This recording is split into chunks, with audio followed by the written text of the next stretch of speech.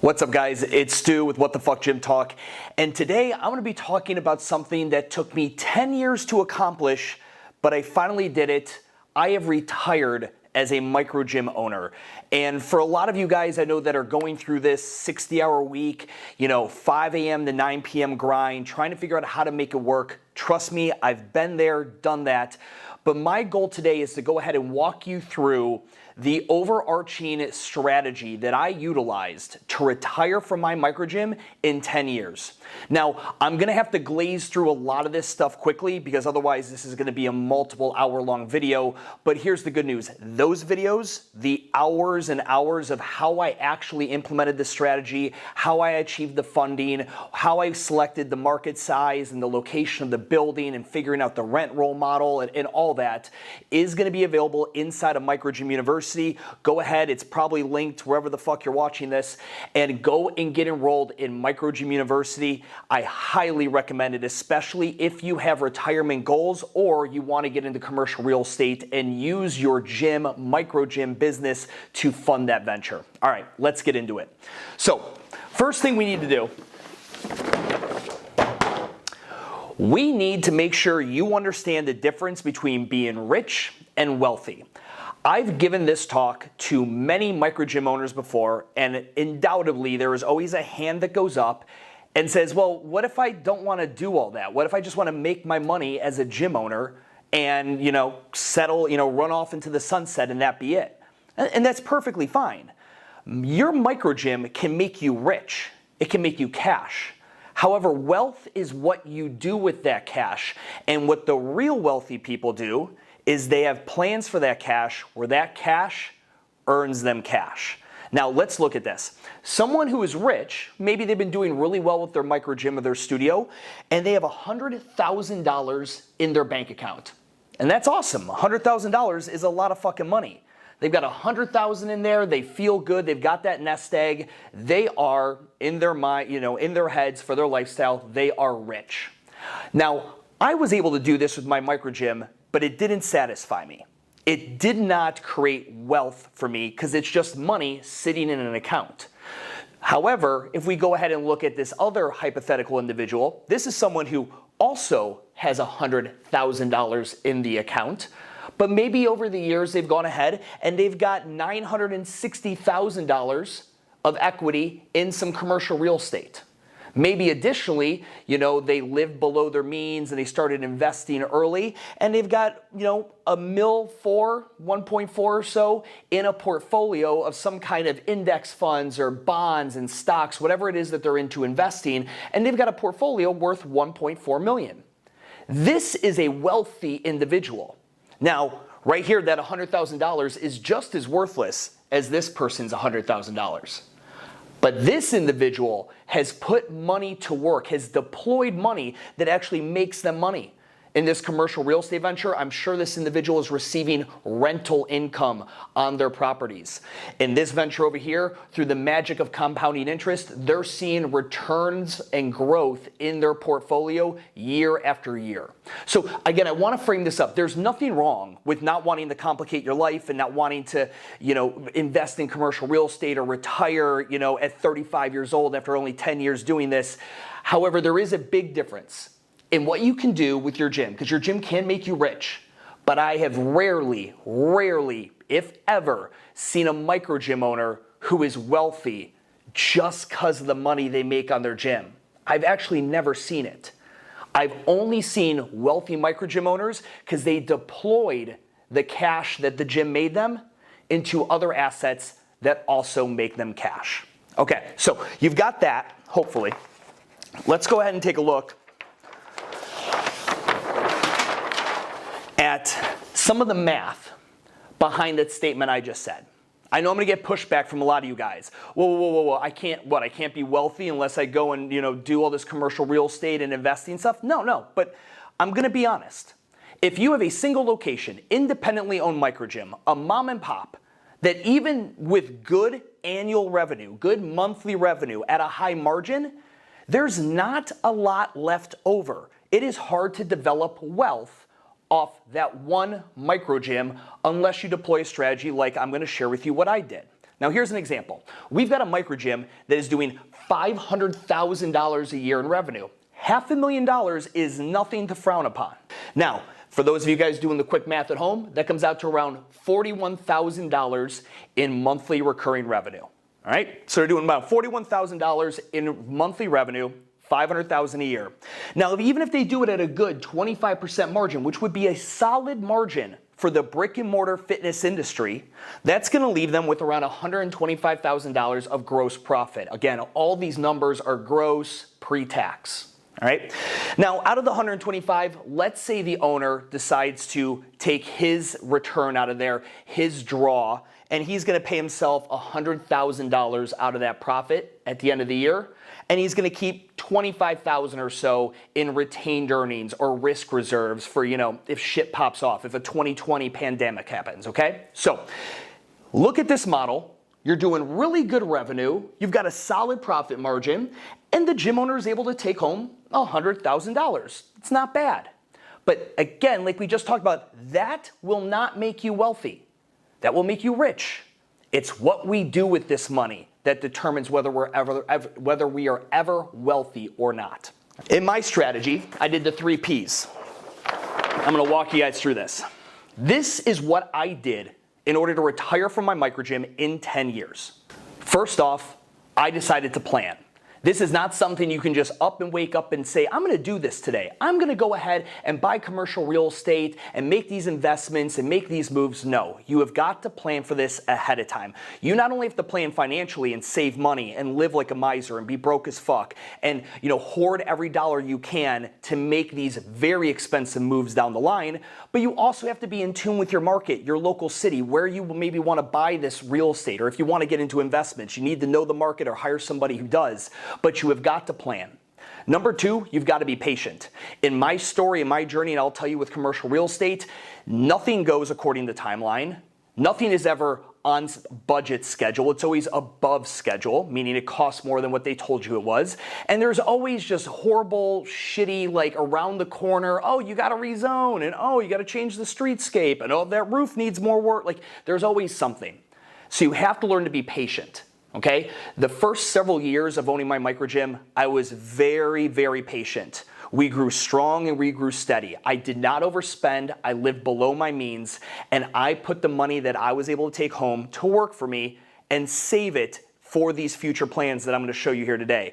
But that level of patience is not easy. So many of you guys, you get antsy. You're going to go buy some crypto, or you're going to buy some more equipment, or whatever the fuck it may be. It's like the money's burning a hole in your pocket, and you lose sight to maybe the better long-term plan you had for yourself a few years ago because some new shiny investment opportunity came up. All right, so you've got to plan, you've got to be patient, and then you've got to be pragmatic. You've got to be practical. And what I mean by that is now that you've decided to go my route, what I'm showing you today, which is commercial real estate, you have got to realize you now own a commercial real estate company.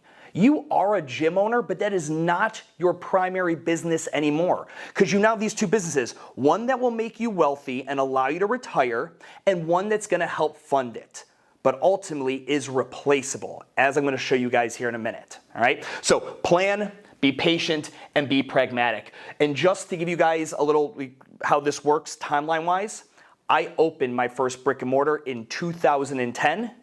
I now retired in 2021. Okay, so again, we're talking a little over 10 years. I'm just going to call it a decade to round it, making a nice even number, better for clickbait titles. But 10 years is what this entire process took for me. So again, this will be a high-level strategy. If you want to get into the hours of footage that I've got created for you, if you really want this to be a strategy you deploy, get to Microgym University. But let's just go ahead. This can be very valuable for most of you guys, at least to get your head in the right space. So you've got money from your customers that is going to come into your microgym, all right, in the forms of services and products and all that good stuff. So it comes in here and you are spending it and investing it, right? I always looked at HR, the staff, as the #1 investment when I had this plan. Why? Because without a rock solid team who has fulfillment and compensation, I will never get away from the business enough to be able to do this commercial real estate thing or whatever other investment opportunity I've got that I'm hoping to hang my hat on for retirement one day, okay? You need a rock solid team, otherwise you're constantly playing whack-a-mole with your business and you're gonna get nowhere. And then, pay myself. I work really fucking hard. I was busting my butt from the day I started the gym to the day I exited it, and I needed to make sure I got paid. Too many of you guys are martyrs and you don't take any money out of the business. We need to fix that. Then your OPEX, all right, or OPEX, however you want to pronounce it, your operating expenses, okay? Those are your rent, your insurance, your bills, all that shit. And then obviously your tax, okay? So money comes into the business, it's being allocated out there. You guys understand how that works. Now, once you buy a building, right, you've saved up, you've got a good team in place, so you're able to not be around and able to go ahead and find a building and negotiate and get a broker and check out different spots and plan it all out and go to zoning meetings and meet with architects. Like, again, if you're gonna buy a building like I did, that is a full-time fucking job for about 18 months. It is a lot of work, and anyone else who has gone down this route will tell you the exact same thing. But in the scenario that I created for myself in this strategy, money is still gonna go into that gym, okay? That gym is now the tenant for the real estate holdings company. So the real estate holdings company is going to purchase a building, and now you wear two hats. You are both a landlord, but you are also a tenant. You have to understand that these two hats cannot have the streams crossed. You cannot rob Peter to pay Paul. You have to be very, very strict in adhering to those individual roles and not allowing yourself to get lazy, because I have seen many owners who have this real estate company and don't really hold their operating company, the gym, to the rent standard that they need, and they never create a wealth strategy. They essentially just have slightly less rent and the landlord won't kick them out. That's pretty much what they've created. They're never able to retire. They cannot do the things I've been able to do and many others that have gone and implemented this strategy. So money comes into the gym. Again, it still goes to taxes and HR, and the owner takes a little bit less, if any. In full disclosure, I took mine down to fucking zero. I took my pay to zero, so that I could put more money in the holdings company. So I could raise the rent of the gym and pay my real estate company more. Why? Because again, I'm gonna plan. I want to purchase another building one day. I don't wanna be a one-trick pony. Wouldn't it be much better for the bank to look at my real estate company and say, hey, you guys have done pretty well. That's a profitable real estate company. Sure, here's another $1 million to go do it again. I am no longer worried about this. This is just a means to the end. Now, again, you take care of the customers, you take care of the members and the staff, and you don't let the building go to shit. We're talking about that. But the future is here. This is why you spent all that time. This is why you put down a fat down payment and you researched SBA loans versus traditional and all that other shit. This right here is the retirement plan.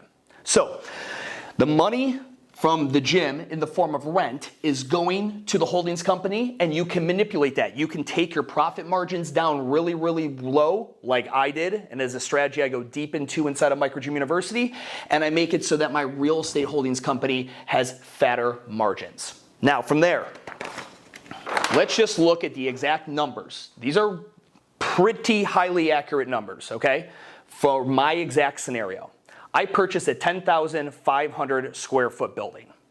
The sales price in that building was $960,000 and put in $375,000. So let's say I'm all into it, and when I say I'm also referring to my business partner. I have a business partner on the real estate side, and we are both into this now for $1.3 million, okay? I also highly recommend, when you're looking at partnerships, get partnerships that either bring in you cash, skills, or they possess a strategic level of partnership elsewhere that's gonna help the business. All right, that's a whole nother video. But yes, in the real estate thing, you're probably gonna wanna partner up with someone because they probably have either a strategic partnership that you don't, or they have the cash that you don't.